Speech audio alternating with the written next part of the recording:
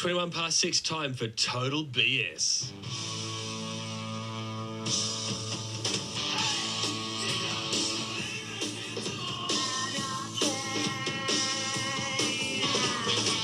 Behavioural science. Total BS. Yeah, we don't want nobody telling us what to do. We don't want nobody pushing us around. The Monash Sustainable Development Institute gave birth to a program. And that program some called Behaviour Works Australia. But the parents of this current iteration of that family in the WhatsApp group are Peter and Jeff from Behaviour Works Australia. Hello, Peter Bragg. Hello, Jeff Payne. Morning. Good morning. It was a difficult labour. Are you the mum or the dad? Oh, we'll take this offline. We'll argue about it later. Do you two have a WhatsApp group going on? I guess it's just a chat, isn't it? I think we moved to Signal because someone in the group was paranoid that WhatsApp was being broken or hacked. We did. Yeah. We did. Yeah. Is Signal good? Signal's all right. Isn't that what the politicians use to talk about it state is. secrets? Yeah, that's right. So that's what we do, to talk about football scores and minus things. Yeah. Now, I know you both as persuasive types, but I don't know you as argumentative types. I suspect the next couple of minutes are going to change that entirely.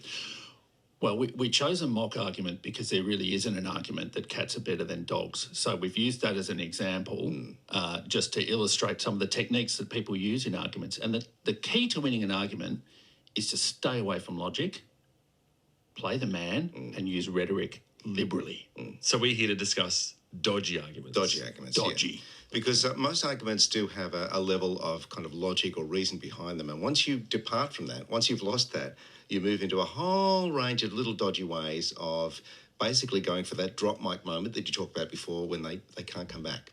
So it's using different techniques of basically moving away from the logic of the argument and finding something else to attack them with. I like to consider myself a rational guy, though, who is just based on facts alone, and I won't be swayed by dodgy arguments. I can see them coming a mile away. Well, Samuel, I disagree with the premise of your question. Yeah.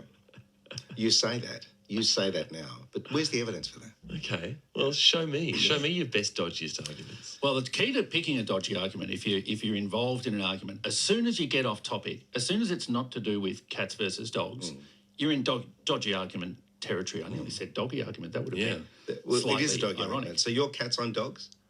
Yeah. Yeah. Yeah, because cats are better than dogs. I mean, Well, as I said, it's a non-argument. But Well, you hang know, on. So, Peter, you're coming out with some pretty strong pro-cat language here. Let's. If aliens landed on this planet today, right, and they saw people picking up excrement and carrying it around, who do you think they think would be in charge of the Earth?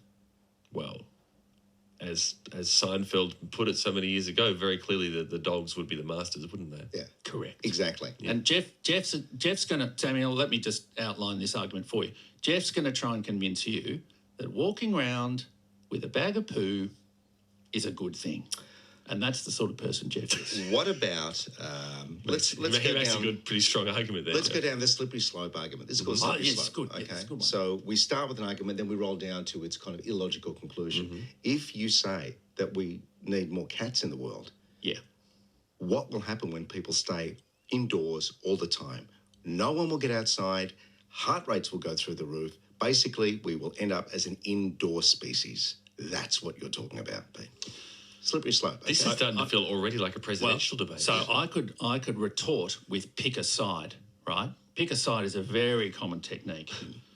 I guess it's up to you, Jeff.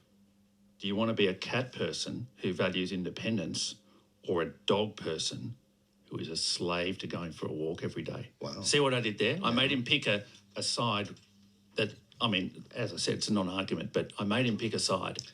There's also association. So you can just associate the person that you're arguing with a whole other world. For instance, The Godfather strokes a cat. Dr. Evil strokes a cat. Cats are simply associated with evil people. Didn't Claw and Inspector Gadget also have a cat? Exactly. Yeah, But you know what? They're all leaders, aren't they?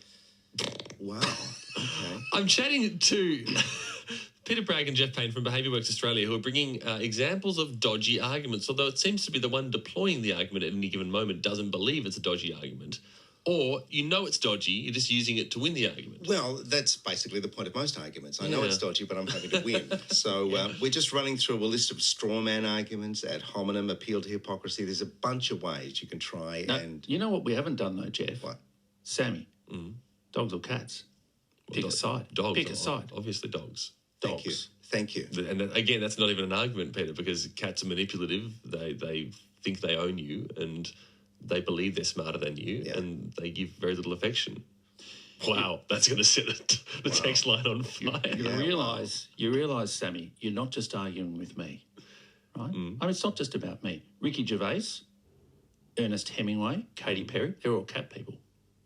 You say if you say you like dogs more than cats, you're disagreeing with some very Well, Ernest Hemingway, Illustrious. Ricky Gervais, they'd be both in a personality category, wouldn't they? Yes, they People really who might would. need to be sort of. What about the phantom dog person?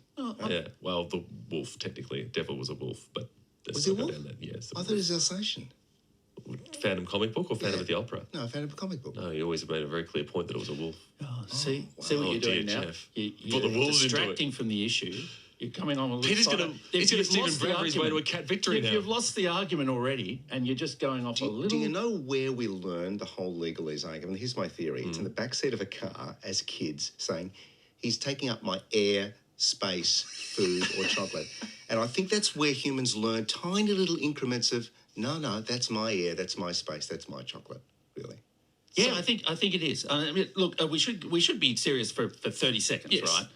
So dodgy arguments are a lot of fun when you run out of logic. There are a couple of things to be aware of.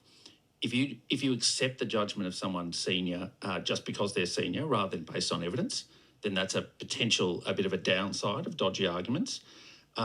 Discrediting people does distract from the issue. So we see politicians do this all the time. Oh, I don't agree with the premise of the question. They're basically taking up airtime so that they don't actually answer the question. Or false dilemma, which is basically my way or the highway. If we go with this, we stand a chance in the future. If we don't, we are condemned. And we You use should go into politics, Jeff. I should. But it's even on a micro level. I think we use these all the time, Oh, and completely. my constant challenge is to not exaggerate or be hyperbolic, because you can say, "Oh, this is going to be a terrible idea," but it's all maybe it's just let's try it or let's take a risk. But no one's right or wrong. It's just a discussion. It sometimes feels weird to actually engage. We're so used to this in terms of social media and the name calling. Sometimes it feels weird to actually just say, let's you and I have a debate about cats and dogs, and maybe I'll give a bit of ground. And I mean, you never know. I might say that dogs are occasionally nice. And Jeff, would you like to say something about cats to finish up the conversation? Yeah, to say Peter? something nice. Cats can be cuddly for about 6 weeks as kittens, and then that's when the evil sets in. I think they're a higher evolution than dogs. Dogs are trying to be happy their whole life. Cats go, I'm cute, and now I own you. We've got a whole day you know to take what? this up at the office. And we've got a news headlines to get to, at which Okay. point the text line Right. is going to go ballistic now, based not, I suspect, on dodgy arguments, but based on cat and dog lovers. In fact, you know what? Let's just answer once for all. Cats or dogs? Text me in 0437 I thought you might wait till Monday. 774 774. No, this is bigger than a People's What have we Parliament. done? Jeff Payne, Peter Bragg, great to see you. Thank you. Take it easy. What a dodgy chat. What Cats a are better than dodgy dogs. argument. Oh.